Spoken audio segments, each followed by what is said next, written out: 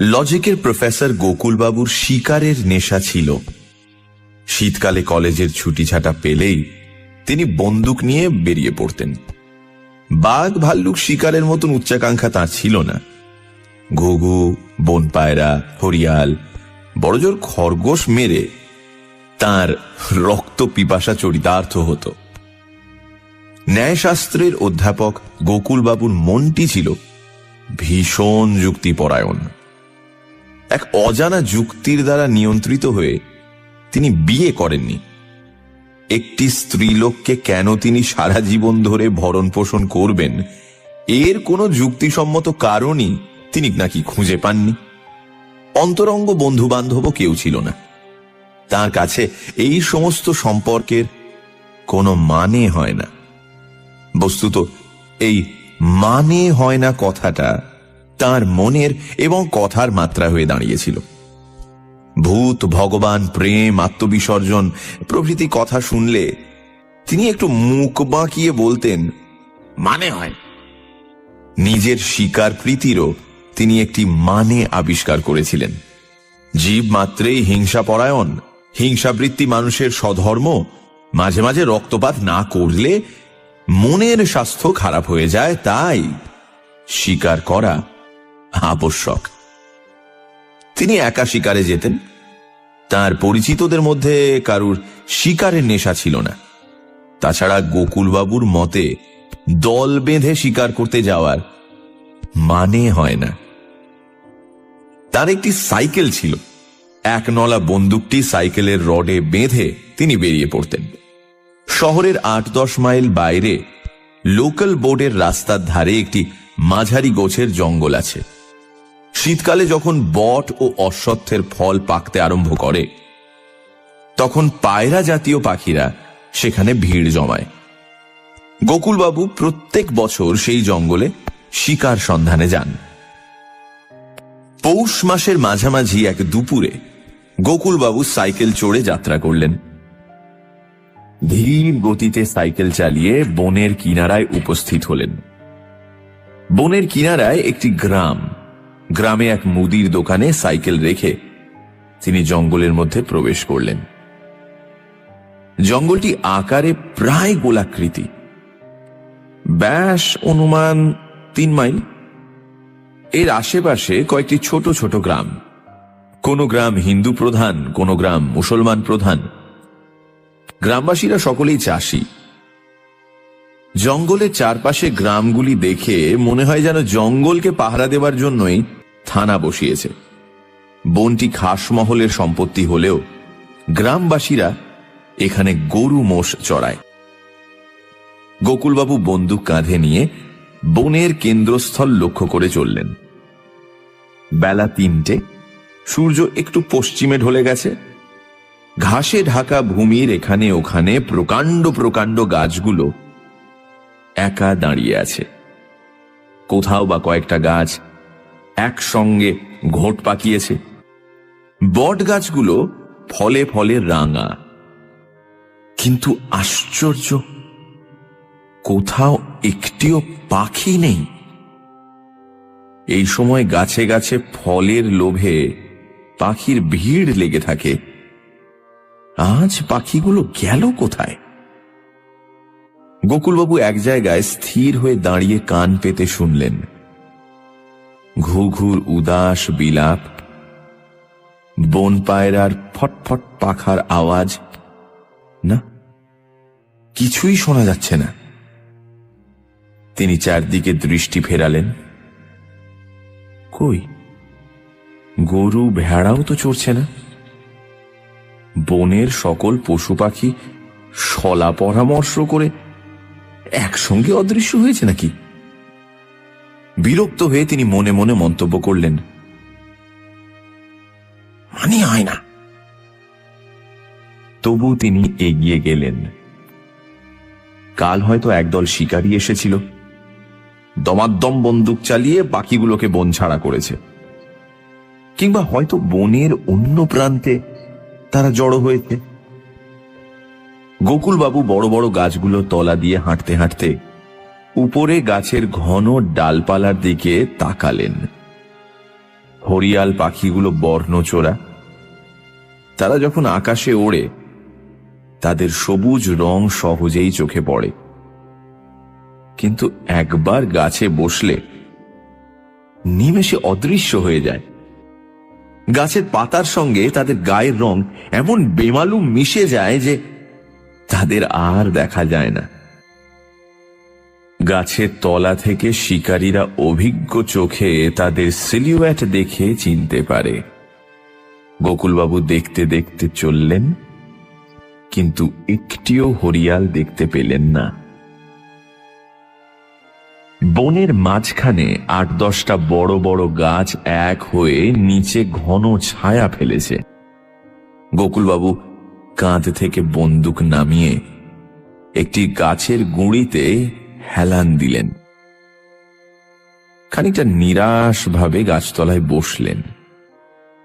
যে পুকুরে মাছ নেই সে পুকুরে মাছ ধরা এবং যে বনে পাখি নেই সে বনে পাখি মারতে আসা, হ্যাঁ কি কথা, মানে হয় না। তিনি পকেট থেকে কুচো সুপুরি বের করে কিছুক্ষণ চিবোলেন। তারপর মন একটু চাঙ্গা হতে উঠে দাঁড়ালেন। উঠে দাঁড়াতেই কে যেন তার পেছন থেকে গরম পাঞ্জাবির কোনা ধরে টান দিল।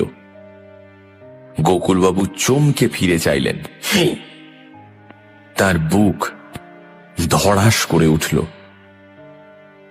ভয়ের কিছু নয়, গাছের গোড়ায় একটা কাঁটা লতা ছিল, তারই কাঁটায় পাঞ্জাবির কোণটা আটকে গিয়েছিল। গোকুলবাবু ধাতস্থ হলেন, কিন্তু গত বছরের একটি ঘটনা তার মনে পড়ে গেল। তিনি গাছটিকে ভালো করে দেখলেন। হ্যাঁ, এই গাছটাই বটে। গত বছর এই সময় এই গাছতলায় একটি ব্যাপার ঘটেছিল।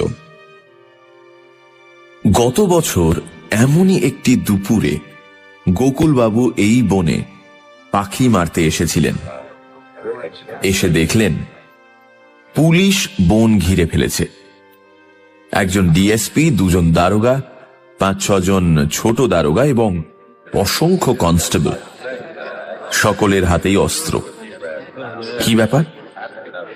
একজন ছোট দারোগার সঙ্গে গোকুলবাবুর সামান্য আলাপ ছিল। তিনি তাকে জিজ্ঞেস করলেন, কি হয়েছে? আপনারাও পাখি শিকার করবেন নাকি? পাখি নয়, আরো বড় শিকার।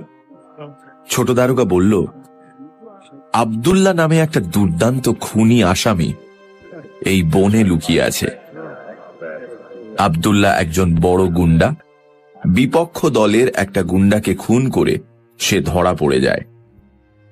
বিচারে তার ফাঁসির আজ্ঞা হয়। বিচারের পর আদালত থেকে জেলখানায় যাওয়ার সময় সে 2 জন রক্ষীকে গুরুতর আহত করে দড়ি দড়া ছিঁড়ে পালায়। এই বনের কিনারায় একটি গ্রামে আব্দুল্লাহর আত্মীয় স্বজন বাস করে। পুলিশ খোঁজ নিয়ে জানতে পেরেছে সে এই বনে লুকিয়ে আছে।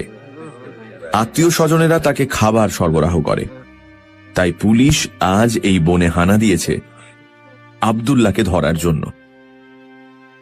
শুনে গোকুলবাবু বললেন, তাহলে আমি ফিরে যাই, আজ আর শিকার হলো না।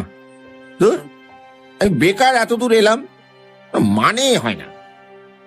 ছোট দারোগা বলল, আপনি তো প্রায়ই এ জঙ্গলে শিকার করতে আসেন, জঙ্গলের ঘাঁত সব জানা আছে আপনার। তা আছে। আসুন আমার সঙ্গে। ছোট দারোগা গোকুলবাবুকে ডিএসপির কাছে নিয়ে গেল। ডিএসপি গোকুলবাবুর পরিচয় শুনে এবং জঙ্গলের সাথে তার ঘনিষ্ঠতার কথা জানতে পেরে বললেন, বেশ তো, আপনিও খুঁজুন না, আপনার সঙ্গে বন্দুক আছে, ভয়ের কিছু নেই। যদি ধরতে পারেন নামও হবে। গোকুলবাবু বনে প্রবেশ করলেন। ভাবলেন, পাখির বদলে মানুষ মৃগয়া। ক্ষতি কি? একটা নতুন অভিজ্ঞতা। বনের মধ্যে আরো অনেক পুলিশের লোক খোঁজাখুঁজি করছে, ঝোপঝাড় ঠেঙিয়ে নানানভাবে বনের কিনারা থেকে বনের মাঝখানের দিকে এগিয়ে আসছে। গোকুলবাবু তাদের ছাপিয়ে ভেতরের দিকে চললেন। তার দৃষ্টি গাছের মাথার দিকে। পুলিশ ঝোপঝাড় ঠ্যাঙাচ্ছে, ঠ্যাঙাক।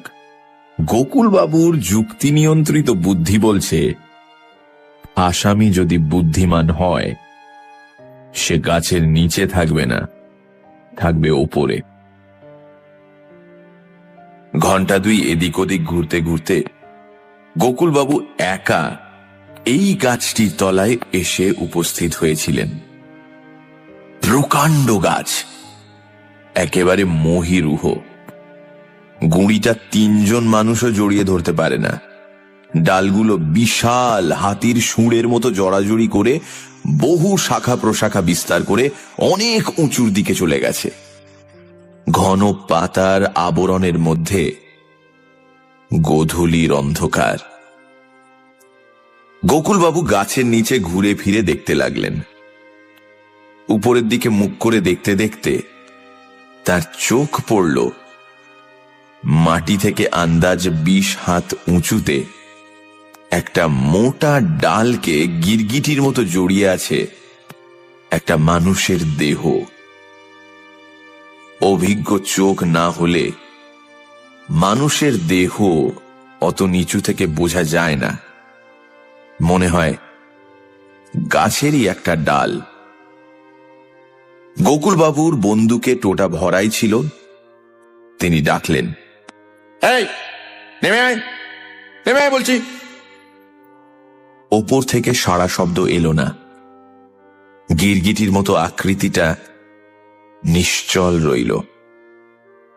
তিনি তখন বললেন, আমি তোকে দেখতে পেয়েছি, ভালো চাস তো নেমে আয়, নইলে গুলি করব। এবারও আকৃতিটা নড়ল না। গোকুলবাবুর ইচ্ছে ছিল আসামিকে নিজেই ধরবেন এবং বন্দুকের আগায় ধরে নিয়ে গিয়ে ডিএসপির হাতে তুলে দেবেন, কিন্তু তা হল না দেখে তিনি গলা চড়িয়ে হাঁক দিলেন, আসামিকে দেখেছি, শিগগির এসো, জলদি, আসামিকে দেখেছি। মুহূর্তের মধ্যে 50 জন লোক এসে গাছটিকে ঘিরে ফেলল। আসামি তবু গাছ থেকে নামতে চায় না। ডিএসপি তখন কয়েকবার বন্দুকের ফাঁকা আওয়াজ করে বললেন, আব্দুল্লাহ, যদি নিজের ইচ্ছে নেমে না আসো তোমাকে গাছের ওপরেই গুলি করে মারবো। আব্দুল্লাহ, আব্দুল্লাহ। অবশেষে আব্দুল্লাহ নেমে এলো। কয়লার মতো কালো লিকলিকি একটা লোক, পরনে শুধু একটা নীল রঙের লুঙ্গি। পুলিশ তার হাতে হাত কড়া পড়ালো।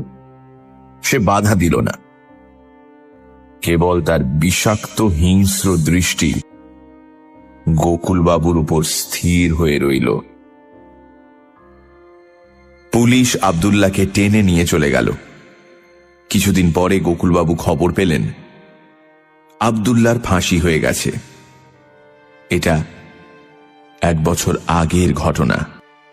বন্দুক কাঁধে তুলে গোকুলবাবু আরেকবার গাছটিকে আপাদমস্তক নিরীক্ষণ করলেন। হ্যাঁ, এই গাছ থেকেই তিনি আব্দুল্লাহকে ধরিয়ে দিয়েছিলেন। ওই যে ডালটা, যার গায়ে তার কালো দেহটা গিরগিটির মতো জড়িয়েছিল, কিন্তু আজ পেছনে আচমকা টান পড়ায় তার বুকটা ধড়াস করে উঠল কেন? তার মনে তো কোনো কুসংস্কার নেই। লজিকের ফাঁদে যা ধরা যায় না তা তিনি বিশ্বাস করেন না। তবে নিশ্চয়ই গত বছরের ঘটনাটা তার অবচেতন মনে রয়ে গিয়েছিল। মনের অনাবশ্যক জঞ্জাল মানেই হয় না। তিনি আবার হাঁটতে আরম্ভ করলেন। শীতের সূর্য আরেকটু পশ্চিমে ঢলে গেছে। রোদের রং হলদে। গোকুলবাবু দ্রুত পা চালালেন। বনের ওদিকটা দেখে তাড়াতাড়ি ফিরতে হবে। বনের মধ্যে রাত কাটানোটা উচিত নয়। আরো মাইলখানে গিয়ে গোকুলবাবু দাঁড়ালেন। ধুত্তুর, আর টোটো করে কি হবে? সব পাখি পালিয়েছে। এখন ঘরের ছেলে ঘরে ফিরে গেলেই ভালো। গোকুলবাবু অসংখ্যবার শিকারে এসেছেন, কিন্তু নিষ্ফল যাত্রা কখনো হয়নি। তিনি ফেরবার জন্য পা বাড়িয়েছেন, এমন সময় গোকুলবাবু বিদ্যুৎ স্পৃষ্টের মতন পাশের দিকে ফিরলেন।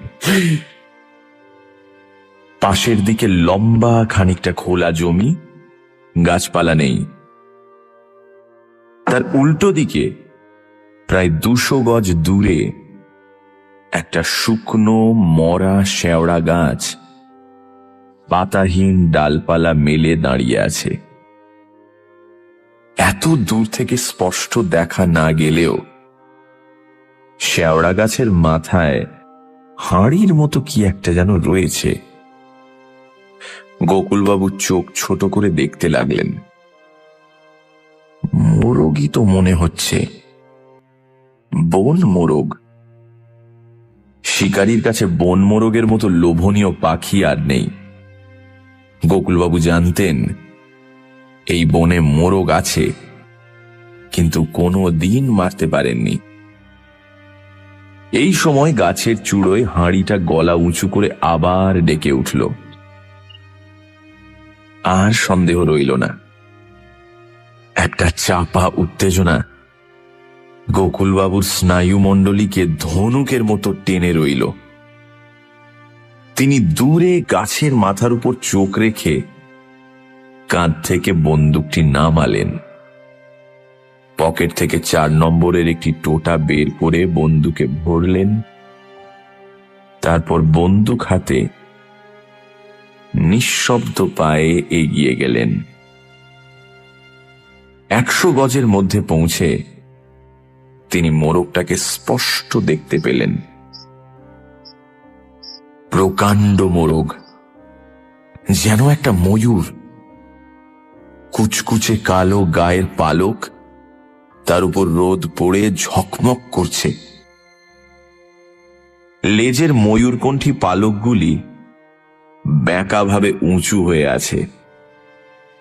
মোরগ সগর্বে গলা উঁচু করে এদিক ওদিক চাইছে। গোকুলবাবুর শরীরের ভেতর উত্তেজনার একটা শিহরণ খেলে গেল। তার বন্দুকের পাল্লা 100 গজ। মোরগটা পাল্লার মধ্যে এসেছে, কিন্তু গোকুলবাবু সাবধানী লোক। 100 গজ দূর থেকে ছররা এদিক ওদিক চলে যেতে পারে, লক্ষ্যে নাও লাগতে পারে। তাই তিনি অত্যন্ত সাবধানে এক পা করে এগিয়ে এলেন। কাছে পিঠে গাছ থাকলে ভাবনা ছিল না, কিন্তু গাছ তো নেই। তাকে খোলা মাঠ দিয়েই এগিয়ে যেতে হলো। আরো 25 গজ গিয়ে তিনি থামলেন। এবার বেশ পাল্লার মধ্যে এসেছে, আর লক্ষ্যভ্রষ্ট হবার ভয় নেই। তিনি ধীরে ধীরে বন্দুক তুললেন, কিন্তু টিপ করে ঘোড়া টেপবার আগেই মোরগটা ফরফর শব্দ করে উড়ে গেল। মোরগ জাতীয় পাখি ভালো উড়তে পারে না, তাদের ওজনের তুলনায় পাখনা ছোট, কিন্তু উঁচু থেকে লাফিয়ে পাখনার সাহায্যে অক্ষত দেহে মাটিতে নামতে পারে। মোরগটা পাখনা নাড়তে নাড়তে মাটিতে নেমে কোঁক কোঁক শব্দ করতে করতে একদিকে ছুটল। গোকুলবাবু দেখলেন প্রায় 100 গজ গিয়ে মোরগটা একটা গাছের তলায় দাঁড়ালো। তারপর যেন কিছুই হয়নি এমনই ভাবে গাছের নিচু ডালে উঠে ডাকল। গাছের তলায় ছায়া ছায়া, তবু মোরগটাকে স্পষ্ট দেখা যাচ্ছে। গোকুলবাবু বেড়ালের মতো চুপচাপ এগিয়ে গেলেন। তার বাহ্য জ্ঞান নেই, সমস্ত ইন্দ্রিয় ওই পাখিটির ওপর কেন্দ্রীভূত হয়েছে। তিনি আবার তার পাল্লার মধ্যে হাজির হয়েছেন, কিন্তু এবারও বন্দুক তোলার সঙ্গে সঙ্গে মোরগ উড়ে গেল। বেশি দূর গেল না, ঠিক পাল্লার বাইরে গিয়ে একটা ঝোপের পাশে দাঁড়ালো। গলা উঁচু করে ব্যঙ্গ ভরে ডাকল। গোকুলবাবু আবার চললেন। নিয়তির চুম্বক তাকে টেনে নিয়ে চলল। ক্রমে সূর্য বনের আড়ালে ঢাকা পড়ল। চারিদিক ছায়া ঘেরা। গোকুলবাবুর সেদিকে কিন্তু কোনো লক্ষ্য নেই। তিনি মোহগ্রস্তের মতো মোরগের পেছনে চললেন, কিন্তু অনেক চেষ্টা করেও তিনি মোরগটাকে মারতে পারলেন না। যতবার ধরাছোঁয়ার মধ্যে আসেন, ততবার বন্দুক তোলার সঙ্গে সঙ্গে মোরগ পালিয়ে যায়। তার অনুসরণ করে তিনি কোন দিকে চলেছেন তাও তার লক্ষ্য নেই। কেবল একাগ্র চিত্তে পাখির পেছনে চলেছেন। একবার তার মনে হলো গাছপালার ওপারে ধোঁয়া উঠছে। তার মনের উপর অস্পষ্ট ছায়া পড়ল। বনের কিনারে কোনো গ্রামের কাছে এসে পড়েছেন। দিনের আলো দ্রুত নিভে আসছে। চারিদিকের গাছপালা আবছায়া হয়ে গেছে। তবু কালো মোরগটাকে পরিষ্কার দেখা যায়। হঠাৎ মোরগটা থামের মতো একটা উঁচু জায়গায় উঠে তীব্র কণ্ঠে ডাক দিল। গোকুলবাবু দেখলেন একটা গোরস্থান, গ্রাম্য গোরস্থান। বেশিরভাগ কবরই মাটির। ইটের কবর যে দু চারটে আছে, তাও চুনসুরকি খসে গিয়ে জীর্ণ হয়ে পড়েছে। শুধু একটা গোর নতুন, তার গায়ের চুনকাম পুরোটা মুছে যায়নি। সেই গোরের মাথার উপর মোরগটা গর্বিত ভঙ্গিতে দাঁড়িয়ে আছে। গোকুলবাবু শীর্ণ একটা নিঃশ্বাস টানলেন। অন্ধকারে দূরত্বটা বোঝা যায় না, তবু ৬০-৭০ গজের বেশি হবে না।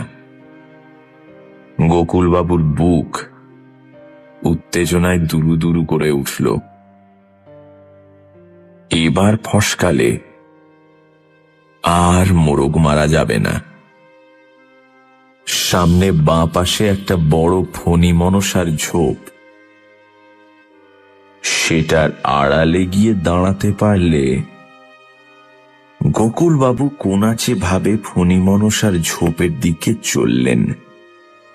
তার দৃষ্টি মোরগের দিকে। তারপর হঠাৎ ঝোপের দিক থেকে একটা সরসর শব্দ শুনে মোরগের ওপর থেকে তার দৃষ্টি সরে গিয়ে ঝোপের উপর পড়ল। ঝোপের ভেতর থেকে একটা কালো মানুষের মুখ বেরিয়ে আসছে। নিষ্ক্রান্ত দাঁত, চোখ দুটো অপার্থিব হিংসায় জ্বলছে। দুই হাতে ফণী মনসার কাঁটা সরিয়ে মূর্তি বেরিয়ে এলো। কয়লার মতো কালো গায়ের রং, পরনে নীল রঙের লুঙ্গি। নরঘাতক আব্দুল্লাহ! তার অভিপ্রায় সম্বন্ধেও সন্দেহের কোনো অবকাশ নেই। গোকুলবাবু দ্বিধা করলেন না, বন্দুক তুলে ফায়ার করলেন আব্দুল্লাহর মুখে। কিন্তু কিন্তু কিছুই হলো না। আব্দুল্লাহ এগিয়ে আসতে লাগলো। গোকুলবাবু কিছুক্ষণের জন্য হতবুদ্ধি হয়ে গেলেন। তারপর যে কথাটা বিপদের সময় তিনি ভুলে গিয়েছিলেন সেটা মনে পড়ে গেল। আব্দুল্লাহর তো ফাঁসি হয়ে গেছে, সে তো বেঁচে নেই। গোকুলবাবুর হৃৎপিণ্ডটা একবার উন্মত্তভাবে লাফিয়ে উঠল। তার যুক্তিনিষ্ঠ মস্তিষ্কে শেষবারের জন্য চিন্তার ছাপ পড়ল। মানেই হয় না।